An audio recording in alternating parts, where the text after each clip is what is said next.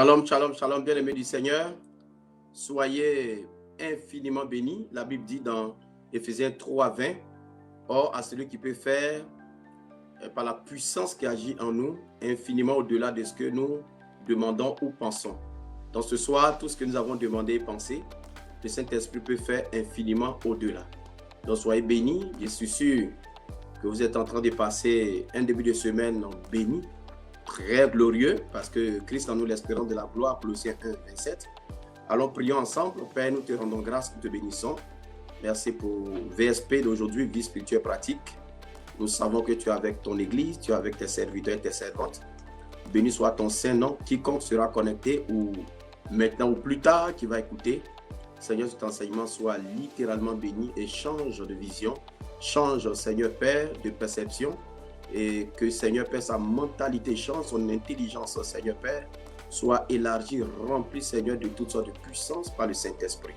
Merci de nous conduire et Seigneur Père, d'élaborer les choses par ton esprit et que nous soyons juste des instruments, des canaux par lesquels l'Esprit de Dieu passera pour enseigner son peuple. Béni soit ton Saint puissant nom, au nom de Jésus-Christ. Amen. Que la paix de Dieu soit avec vous. Peut-être que vous n'êtes pas enfant de Dieu, vous n'avez pas encore fait la réconciliation avec Dieu. Je commence par ça. Et faites cette réconciliation par laquelle vous êtes en train d'écouter ce message. C'est parce que je me suis réconcilié avec Dieu que le Seigneur me fait grâce de pouvoir vous enseigner aujourd'hui. Et vous avez besoin d'être réconcilié avec Dieu pour que vous puissiez avoir la vie éternelle. Et cette réconciliation avec Dieu est simple. C'est tout simplement dire au Seigneur Jésus-Christ que vous l'acceptez maintenant comme Seigneur et Sauveur et qu'il soit celui qui contrôle votre vie. Et désormais, vous n'allez plus diriger votre vie par vous-même, mais vous allez diriger maintenant votre vie. Vous allez laisser diriger votre vie par le Seigneur Jésus-Christ qui sera désormais votre Seigneur et aussi votre Sauveur. Et qui sera votre Sauveur et aussi votre Seigneur, les deux. Vous ne pouvez pas être sauvé et puis il ne sera pas votre Seigneur. Donc il est votre Sauveur et en même temps votre Seigneur. Sauveur, ça dit que vous avez le salut et Seigneur, ça veut dire que c'est lui qui gouverne votre vie. Il vous sauve pour le salut et il gouverne votre vie étant sur la terre. Et donc que la paix de Dieu soit avec vous. Nous sommes en train de développer des choses extraordinaires concernant les dons de l'esprit. Ça échappe beaucoup aux chrétiens, alors que, comme je le dis, les dons de l'esprit, c'est une technologie spirituelle que Dieu a mise en place pour l'équipement de son corps, de son Église, afin que nous puissions opérer comme lui, nous puissions faire les choses exactement comme lui, et que nous soyons littéralement bénis, et que le peuple de Dieu, le monde entier, bénéficie de cette grâce. Donc, nous sommes là en train de développer des choses extraordinaires, des choses que on ne peut pas voir dans la rue facilement. Et je vous apprends que pour beaucoup qui ne savent pas, ce que vous êtes en train d'avoir gratuitement avec vos serviteurs, il y a bien des personnes qui font ça de manière payante. C'est-à-dire comme des séminaires. Il faut payer pour entrer à huis clos. Ça se fait pour que les gens soient équipés. Mais la Bible dit, vous avez reçu gratuitement, donnez gratuitement. Donc nous donnons ici gratuitement, nous prenons notre temps. Et parce que nous aimons le corps de Christ, nous aimons le brebis du Seigneur, nous voudrions leur donner des enseignements gratuitement afin de pouvoir aller au-delà de la chair et vivre selon la grâce de Dieu qui est sur leur vie. Donc ce soir, nous sommes là pour vous enseigner encore combien de fois les dons spirituels sont extrêmement importants et je dirais même incontournables pour bâtir l'œuvre du Seigneur. Si celui qui ne marche pas avec les dons de l'esprit, cet enfant de Dieu est comme, je l'ai dit toujours, comme un travailleur au salaire minimum. En fait, il ne peut pas aller au-delà de ce qu'il est.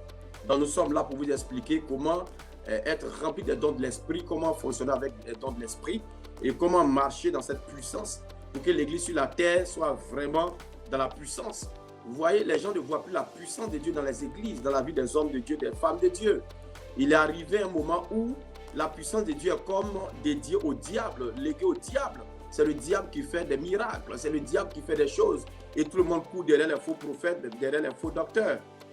Alors que les miracles, les prodiges, les signes, c'est l'apanage des chrétiens. C'est nous, les enfants de Dieu, qui devons opérer dans le domaine du surnaturel. Donc, ce que nous sommes en train d'expliquer au corps de Christ est très important. Prenez votre temps vraiment d'écouter et d'expérimenter cela. Donc, nous étions en train de parler des dons de l'esprit et nous avions dit que il y a 3 grands groupes au niveau des dons de l'esprit. Il y a dans 1 Corinthiens chapitre 12, le verset 1 au verset 11, il y a le grand groupe qu'on appelle les dons de révélation, c'est-à-dire dévoilement. C'est la parole de sagesse, la parole de connaissance, le discernement des esprits. Il y a le grand groupe des dons de puissance, la puissance de Dieu libérée au travers de ces dons. Il y a la foi, et le don de la foi, il y a le don des miracles et le don des guérisons. Et le 3e grand groupe qu'on appelle les dons d'inspiration, aussi appelés les dons vocaux ou les dons de la parole. Ça, c'est le don de prophétie. Il y a le don de la diversité des langues qu'on appelle le parler en langue et le don de l'interprétation des langues. Donc aujourd'hui, nous allons voir le don d'interprétation des langues, mais la fois dernière, nous avons parlé du don du parler en langue, parce que si on interprète une langue, c'est parce qu'auparavant, il y a une langue qui avait été parlée qui était inconnue. Et donc cette langue inconnue, c'est elle maintenant qui va être interprétée par le don de l'interprétation des langues. Donc nous avions dit la fois dernière que le parler en langue qu'on appelle la diversité des langues est une capacité surnaturelle que donne le Saint-Esprit à un enfant de Dieu de parler en d'autres langues autres que cette langue qu'il a l'habitude de parler. Donc cette langue peut être certainement peut-être la langue de quelqu'un d'autre dans une autre nation.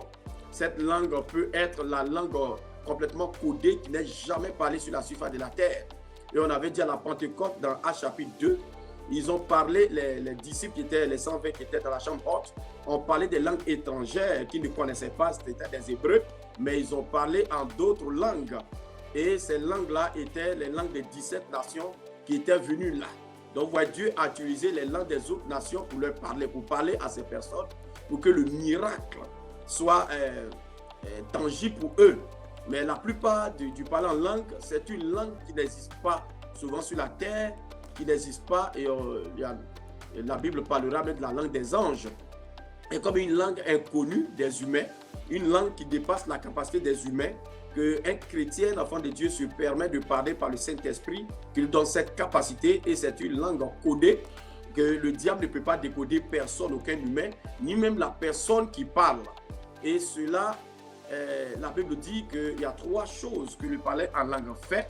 Le parler en langue, ça dit des mystères, ça dit, nous disons des choses qui sont voilées. Et il n'y a que le Saint-Esprit qui connaît, qui peut décoder. Donc, nous disons des mystères, nous parlons directement à Dieu. Dans certains langages, beaucoup d'hommes de Dieu appellent ça la ligne directe avec Dieu, effectivement, parce que la Bible dit nous nous adressons directement à Dieu, pas aux hommes, parce que les hommes ne comprennent pas. Et 3, nous nous édifions nous-mêmes. Dans le parler en langue, on dit des mystères que le diable ne peut pas intercepter. On parle directement à Dieu, le diable ne peut pas intercepter. On s'édifie, le diable ne peut pas intercepter. Voici la puissance du parler en langue. Et quand nous parlons en langue, ça vient pour déculper une situation complexe, ça vient pour résoudre un problème, c'est un langage divin. Dieu est en train de parler. Maintenant, Paul nous explique que le parler en langue ne peut pas être simplement comme ça. Il faut l'interpréter. Parce que si on ne l'interprète pas, l'Église ne peut pas savoir de quoi il s'agit. Quand vous allez lire 1 Corinthiens chapitre 14, Paul va parler de ça. 1 Corinthiens chapitre 14 parle du parler en langue, de l'interprétation et du don, aussi de la prophétie.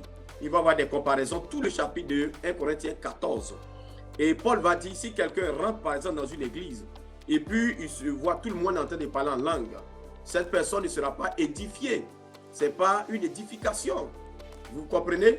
Alors que si les gens prophétisent, parce qu'ils vont prophétiser en français ou en anglais ou dans la langue locale où le culte se passe, et que cette personne rentre, comprendra effectivement ce qui se passe. Donc aujourd'hui, nous parlons de l'interprétation des langues. L'interprétation des langues.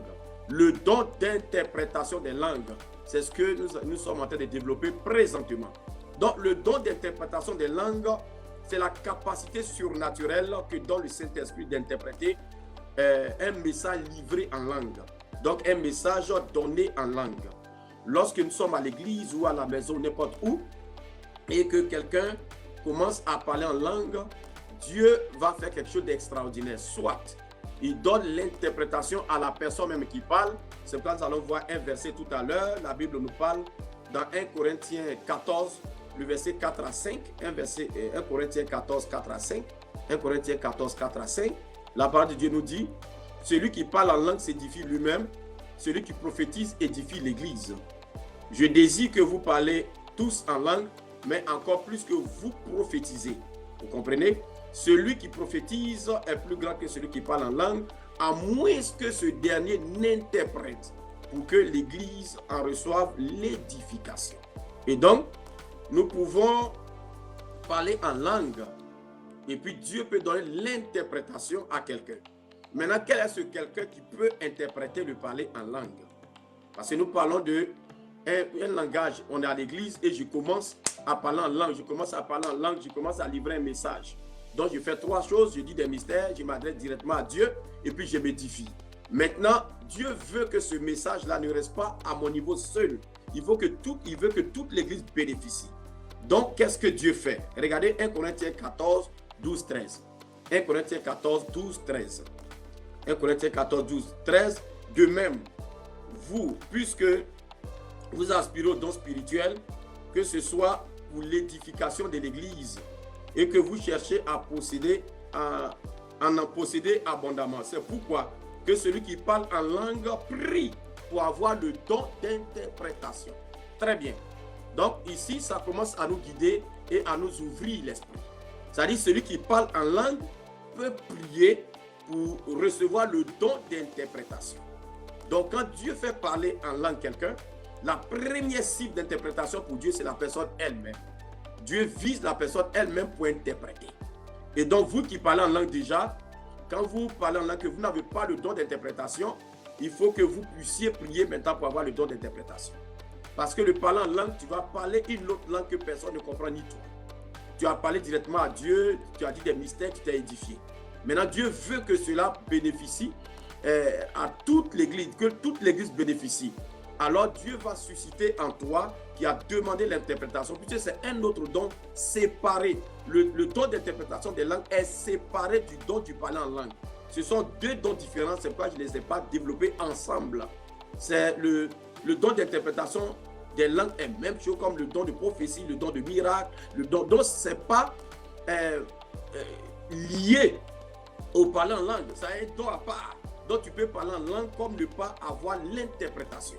Mais Dieu dit de prier pour avoir l'interprétation. Et lorsque nous commençons à interpréter, alors cela a une valeur de prophétie. Ça veut dire quoi? Le parler en langue plus l'interprétation égale prophétie. C'est pourquoi les trois font les dons vocaux, les dons d'inspiration et qu'on appelle aussi les dons de la parole. Quand quelqu'un parle en langue et que la personne interprète, les deux associés et les deux équivalent à la prophétie. Donc, le parler en langue et son interprétation édifient et prennent la valeur maintenant de la prophétie. Or, nous savons que la prophétie fait quoi? Édifie. La prophétie fait quoi? Exhorte. La prophétie fait quoi? Console. Alors, une fois que c'est interprété et que c'est dévoilé et que ça prend la valeur de la prophétie, nous venons maintenant pas seulement dans l'édification seule, mais il y a l'édification, il y a l'exhortation et il y a la consolation. Bien-aimés du Seigneur. Maintenant, la deuxième cible d'interprétation, ce sont les autres qui sont dans l'église. Donc, à part celui qui a parlé en langue, qui peut avoir aussi le don d'interprétation du parler en langue, il y a aussi les autres que Dieu va utiliser. La personne qui a parlé en langue peut ne pas avoir l'interprétation, mais Dieu va utiliser quelqu'un d'autre pour interpréter. Et ça, c'est tellement glorieux, c'est merveilleux. Pourquoi? Parce que cela montre l'interconnexion dans le corps de Christ. C'est-à-dire, moi, je parle en langue, je n'ai pas l'interprétation. Mon frère ou ma soeur qui est à côté a l'interprétation et interprète. Donc, ça veut dire Dieu utilise chacun dans l'église. Et nous nous interconnectons. Et donc, le corps de Christ devient véritablement un corps. C'est-à-dire, si par exemple, j'étais l'œil gauche qui avait parlé en langue, imaginez celui qui interprète, c'est peut-être le pouce droit. Parce qu'on parle du corps de Christ. Donc, chaque fidèle, chaque chrétien représente une partie du corps de Christ. Donc, si j'ai parlé en langue, que je n'ai pas le don d'interprétation, et celui qui a le don, c'est qui a le don d'interprétation, ça fait un tout. Ça fait comme Dieu qui utilise chaque membre du corps de Christ pour intervenir dans le domaine de l'esprit. Et donc, le parler en langue et son interprétation égale prophétie. Donc, parler en langue. Le parler en langue est dans cette capacité vraiment surnaturel d'entendre une langue qui sort de toi ou de quelqu'un d'autre et que Dieu te donne la possibilité d'interpréter. Quelqu'un d'autre peut parler en langue et toi qui es là, tu as le don d'interprétation. Et donc, remarquez dans les églises, quelqu'un commence à parler,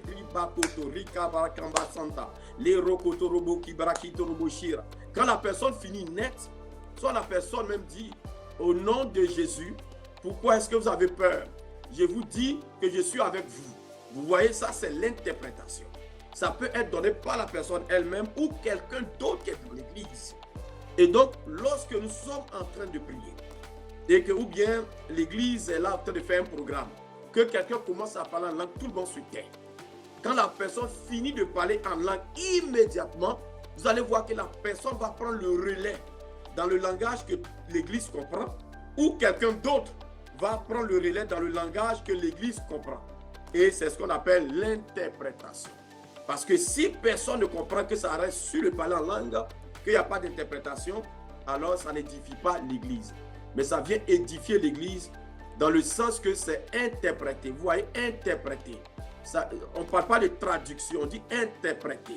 Parce que traduction, c'est souvent dit mot par mot ce qui a été dit. Alors que l'interprétation, ce qui a été dit est repris dans une autre langue selon les mots de cette langue, véritablement. Et donc, bien aimé du Seigneur, le don d'interprétation des langues n'a rien à voir avec la connaissance de la parole de Dieu, n'a rien à voir avec l'expérience acquise, mais le don d'interprétation de langue est lié à la capacité surnaturelle que donne le Saint-Esprit. C'est un don, c'est un gift. Donc, c'est l'explication du message codé lorsque la personne parlait en langue. Et c'est interprété pour donner la compréhension à ceux qui sont assis et qui écoutent, afin que cela les édifie. Donc, l'interprétation des langues n'est pas forcément littérale. Ce n'est pas littéral, ce n'est pas une traduction. Une traduction. Souvent, la traduction, ça doit être littéral. Ça, si je dis je vais en français, ça doit être dit en anglais, de manière littérale. Alors que l'interprétation, ce n'est pas littéral. Ça dit c'est le sens de ce qui a été dit, qui est repris dans une autre langue. Est-ce que vous comprenez? Donc, ce n'est pas littéral. Ce n'est pas littéral, mais c'est dit dans les mots de la langue que tout le monde maintenant comprend. Donc, ce n'est pas forcément littéral, mais c'est plutôt général. Ça va donner l'idée générale de ce que Dieu a dit. Si celui qui a parlé en langue a dit Rabakinta, Lokorobo Kiba Kiba Shita, Limbrakinto, Lobre Kiba Kida Rabakimba, Olorobo Kinda, Limbrakinta Bashi. Tout ça, la personne a fini de dire. Et la personne maintenant, l'autre qui doit interpréter en langue, peut dire simplement ce que cette personne a dit en plusieurs mots, l'idée générale qui est à l'intérieur et donne au peuple. C'est-à-dire ce que le Saint-Esprit veut dire. Si cela veut dire que repentez-vous et repentez-vous, revenez à moi, voilà ce que la personne va dire. Donc, ce n'est pas tous les détails là, de manière littérale, qu'il y a quelque chose, mais c'est livrer l'interprétation de manière claire et précise pour que les personnes qui sont assises comprennent qu'est-ce que Dieu venait de dire dans un langage connu. Donc, c'est ça le don d'interprétation des langues. Regardez. Quand il s'agit de parler en langue et le don d'interprétation des langues, Dieu est passé par Paul pour nous, pour réglementer beaucoup. Il y a 9 dons dans 1 Corinthiens 12, verset 1 à 11, mais les 2 derniers dons, le don de parler en langue et d'interprétation, ont été le sujet vraiment de beaucoup d'encadrement. Paul a encadré parce que c'est ça qui envoie le désordre dans les églises. Donc, regardons un peu. Mais je vous conseille d'aller lire 1 Corinthiens 14, tout le chapitre. Mais regardons un peu ce que Paul dit dans 1 Corinthiens 14, 26 à 28. 1 Corinthiens 14, 26 à 28. Que faites donc, frères, lorsque vous vous assemblez les uns ou les autres parmi vous ont-ils un cantique, une instruction, une révélation, une langue? C'est ça qui est là. Une langue, c'est-à-dire parler en langue, une interprétation, vous voyez les deux sont là. Et que tout se fasse pour l'édification. Donc, lorsqu'on parle en langue, on ne parle pas en langue pour se faire aimer, se faire plaire, pour dire que non, moi je suis rempli du Saint-Esprit, je parle en langue comme tous les autres. Non. Mais on parle en langue, Dieu nous fait parler en langue et interpréter afin d'édifier son peuple. Écoutez bien. afin d'édifier son peuple. Maintenant, Paul continue, excusez-moi, il dit, en est-il qui parle en langue? Regardez très bien, que 2 ou 3 au plus parlent, chacun à son tour, et que quelqu'un interprète. Que quelqu'un interprète. S'il n'y a point d'interprète, qu'on se taise dans l'église et qu'on parle à soi-même et à Dieu. Donc, je vais vous donner certainement comme 2 façons. Souvent, ce que j'ai vu, beaucoup de... Dieu donne beaucoup d'expérience dans ce domaine aussi. Ce que j'ai vu, souvent, c'est que le parler en langue, souvent dans les églises, ça se fait de 2 manières. Il y a une manière où les gens sont en train de prier, toute l'église prie, et puis vous allez voir que presque la moitié de l'église parle en langue. Oui, donc c'est comme une cacophonie, celui-là parle en langue, celui-là parle souvent, même moi-même je peux dire, vous qui êtes rempli de l'esprit, vous pouvez parler en langue. Quand c'est comme ça, certainement on n'a pas besoin d'interprétation. Ce n'est pas l'église, on ne cherche pas l'édification de l'église, mais l'édification personnelle. En fait, c'est ça. C'est que certainement le Saint-Esprit voit que individuellement les gens sont faibles et donc chacun parle en langue pour s'édifier, pour libérer une parole directement à Dieu. Ça peut être une prière individuelle pour se connecter à Dieu. Voilà. Vous comprenez? Ça, c'est une autre chose. Ce n'est pas de ça que Paul parle ici. Paul parle ici lorsque Dieu est en train de livrer un message à l'église. Si Dieu livre un message à l'église, c'est impossible que tout le monde parle en langue en même temps. Ça, c'est une cacophonie. Et Paul dit non, c'est pas bon. Parce que Dieu veut livrer un message. Et tu me diras, pourquoi Dieu ne parle pas dans une prophétie immédiatement et qu'il passe par le parler en langue? Il passe par le parler en langue parce que, il est souverain. Il veut utiliser ce parler en langue pour édifier. Parce que souvent, les gens ne sont même pas concentrés dans les églises. Quand quelqu'un commence à prophétiser dans la langue que les gens connaissent, souvent les gens même ne prennent pas ça au sérieux. Ils ne savent même pas que c'est Dieu qui parle. Mais quand quelqu'un commence à parler dans une langue étrangère, ça attire l'attention de tout le monde est concentré et tout le monde est prêt à écouter. Vous voyez? Donc Dieu peut passer par le parler en langue pour attirer l'attention de tout le monde. Maintenant, quand Dieu fait parler en langue et qu'il va donner l'interprétation, il est en train d'utiliser chaque membre du corps de Christ aussi pour agir si l'interprétation vient de quelqu'un d'autre. Donc Dieu est souverain et il fait ces choses comme il veut. Donc quand il veut passer un message en passant par le parler en langue, tout le monde ne peut pas parler en langue en même temps. Paul dit que 1 ou 2, 3 parlent en langue, chacun à son tour. Et Dieu donne maintenant l'interprétation pour que ce qui a été dit soit interprété dans une langue connue de tous. Donc le parler en langue et son interprétation, c'est vraiment, il y a un code disciplinaire derrière ça, c'est ça qui est là. Il y a un code disciplinaire que chacun parle et qu'il y ait l'interprétation. S'il n'y a pas d'interprétation, c'est qu'on se taise. Mais là, je ne parle pas de lorsqu'on prie tous dans un groupe ensemble où tout le monde est en train de parler en langue. Ça, c'est l'édification individuelle. Vous allez voir que le parler en langue va être suscité pendant que nous prions, par exemple, tous en français, tous en anglais ou en une langue locale. Tout le monde prie de la même manière et quelqu'un lève la voix très fort, commence à parler en d'autres langues. Quand c'est comme ça, le Saint-Esprit va donner la capacité à chaque personne de se taire et d'écouter maintenant le message de Dieu. Donc, quand une parle, l'autre va parler, l'autre va parler. Vous allez voir, le Saint-Esprit va discipliner afin que le premier finisse de parler, que le deuxième parle, le troisième parle, ou ainsi de suite. Et quelqu'un, Dieu suscite l'interprétation, qui est un don aussi, dans l'esprit de quelqu'un, et la personne commence à interpréter. Donc, bien-aimé du Seigneur, l'interprétation des langues est extrêmement importante parce que l'interprétation vient donner une valeur commune, l'utilité commune à tout le groupe parce que celui qui a parlé en langue va interpréter ou quelqu'un d'autre interprète et les deux font maintenant ce qu'on appelle une prophétie.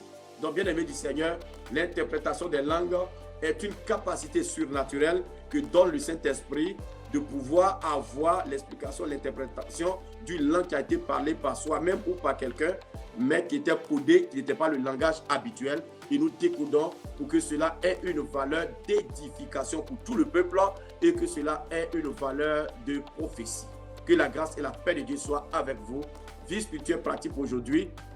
Nous commençons à terminer.